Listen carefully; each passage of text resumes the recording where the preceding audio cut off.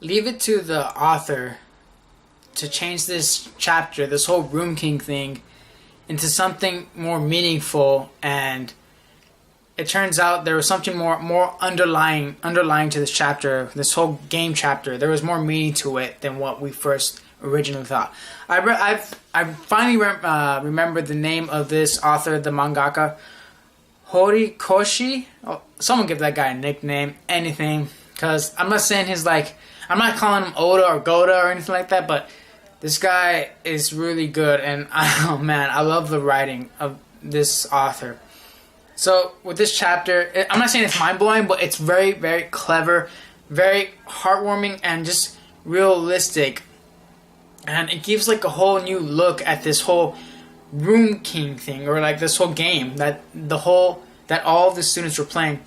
So before I get into that, we finally we finish off with the guys' room. You know, they still had some leftover characters.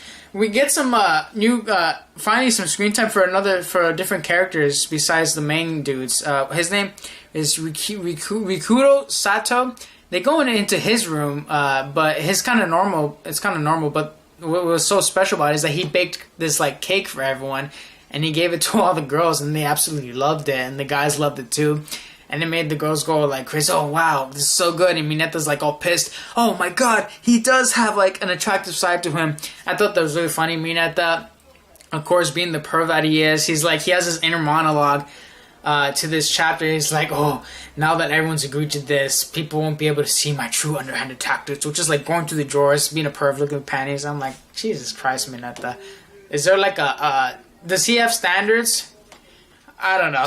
We'll see. They finish with Todoroki's room for the guys, and it looks really Japanese style, but it looks like he completely reconstructed the room. I'm like, what the heck happened here? And that even the girls ask, like, how were you able to make it look Japanese style? He's like, I worked really hard. And I'm like, what? And to the girls, Todoroki's like known to be like the consensus strongest, the pretty boy, good looking, and they like one girl like, oh, my heart's thumping. So I really like Todoroki because he kind of reminds me of one of my favorite characters of all time. One of my favorite characters in animation, period, and that's Zuko from Avatar: The Last Airbender. He just reminds me a lot of him, even his backstory. He's got the scar and everything. Got a little emo-ish to him, really quiet. And doesn't have his temper, though, from the first season. But I really like Todoroki. So they finish with his room, and they finally go to the girls' room. We get Momo's, who's like, she got like this princess-looking room, a ginormous bed, and not enough space. It's like the only furniture that she's ever known to have. You could tell she's a rich girl right off the bat. You get, man, I'm trying to remember all these names now. Jiru, the girl with the wires on her hair, she's got like this totally tomboyish room of all drums and instruments, and it looks really cool. And then the guys like, they comment saying, oh, this does not look like a girl's room at all, not feminine at all, and she like attacks them. So we got some really good comedy moments. I really love that about this chapter. The good character interactions, the comedy, and the rest of the guys' rooms, it's either normal, it's okay, like, and then either it looks badass. But every other room, like, I only wanted to talk about the cake guy's room, because then they finally see the rest of the rooms, and they go and they decide who's the winner. And it turns out all the girls voted for the guy who baked the cake. And I thought it was funny because apparently that cake made him go thirsty as hell. You can see the lips dripping. Man, that guy's gonna have to feed him a lot more often, if you know what I'm saying. But this shit was so funny. And it was really cute, and because Todoroki, he doesn't want, like, he's like tired. He's like, can I go to sleep now and get out of here? But after this whole thing is done, the game is done, the Room King, Ochako asks for the attention of everyone who basically went and fought against the villains to go save Bakugo. She asks for their attention, and she's asking them for their attention because Sue wants an audience with them.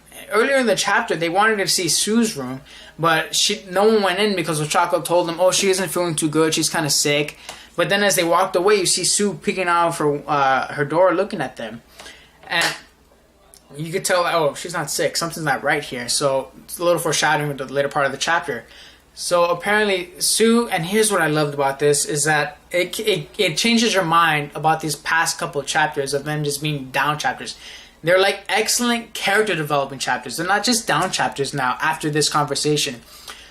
Sue basically lets them know was that I couldn't just confront you guys and act like everything was happy-go-lucky because I was sad and disappointed that they all had went off and done something so reckless where it caused everyone to be uneasy and really sad. And her not being able to confront them, where she's always been the type of person to speak things on her mind, where this time she's speechless, she doesn't know what to say, made her really sad and she starts crying.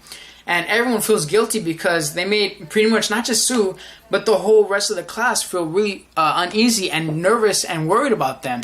So Ochako, she explains to the rest of, to the guys that she's not the only one that felt sad and kind of betrayed that they had done something like this, because it turns out the rest of the class, they weren't so sure how to fix this problem because everything felt so uneasy in the classroom. So in order for them to kind of face off of this, or like to take this problem on head on, they decide to do something like this game, the Room King.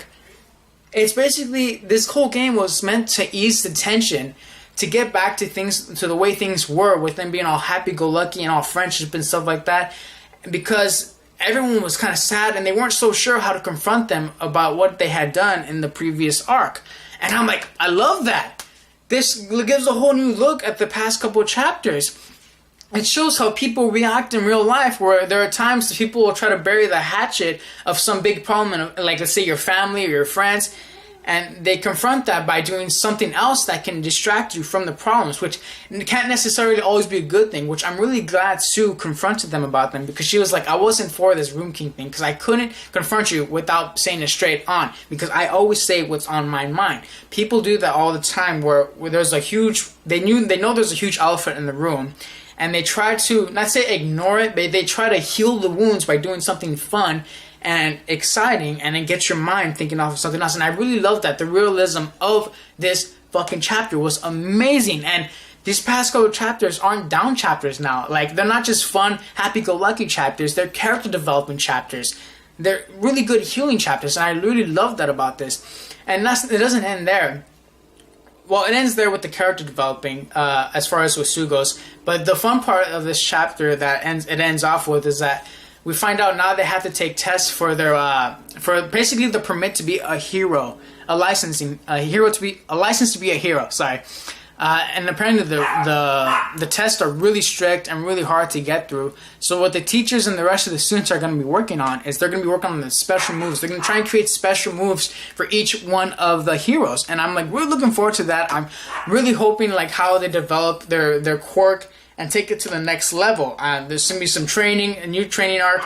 I'm really looking forward to it. I really love this chapter. I'm going to remember that the author of this story now. Hopefully someone makes a nickname for him, because I'm really loving the direction of My Hero Academia. That's it for the review, guys. Hope you have a good day. Fantart out.